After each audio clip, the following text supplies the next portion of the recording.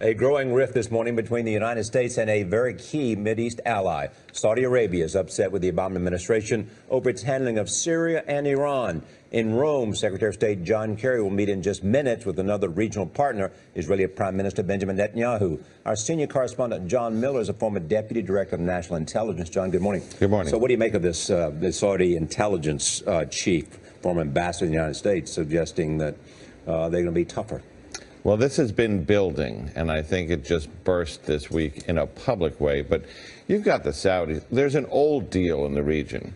We supply security and weapons to the Saudis. They supply us oil. We supply security to the Israelis, and we do that through influence in the region between the Saudis, the Egyptians, the Jordanians, Bahrain. But a lot of that has crumbled. The Egyptian regime has fallen. It's a bit of a jump ball right now with the military in control. We're pushing the Saudis for more democracy. There's the Iranian nuclear threat where the Saudis feel we should be tougher. There's what's going on in Syria where the Saudis would like to see Assad fall, don't want chemical weapons in the region, and where they think we fell for a con job with this Russian deal to clean up the weapons.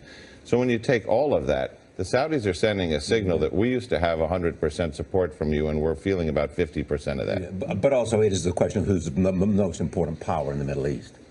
There is, and one thing is that for us, that was always the Saudis, because they had the oil and they had the money that went with it, and they had the regional influence. Yeah.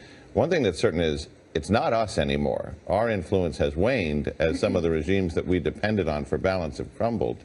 And if you look at Bahrain as an example, here is a Sunni monarchy. They've got a king and a majority Shia nation that is next door to the Saudis. They're connected literally by a bridge.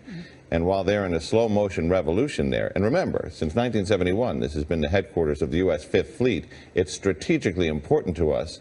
The Saudis look at us as not backing them when they came to help put down the resistance, pushing democracy and human rights on a regime that is tenuous in some measure at this time.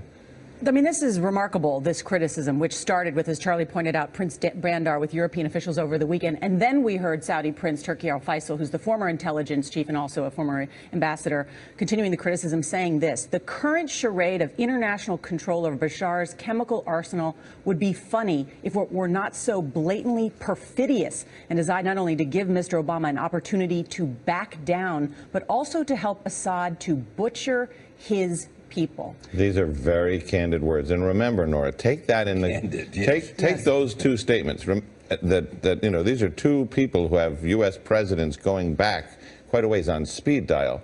Take that in the context that the Saudis on the 18th of October just rejected a seat on the National Security Council at the UN. What they're doing is they're pushing this away and saying this issue has to be dealt with. The long range is they need the jets, they need the fighter jets, they need the weapons, and they're still that we're buying oil. So they're mad, but we haven't broken up yet.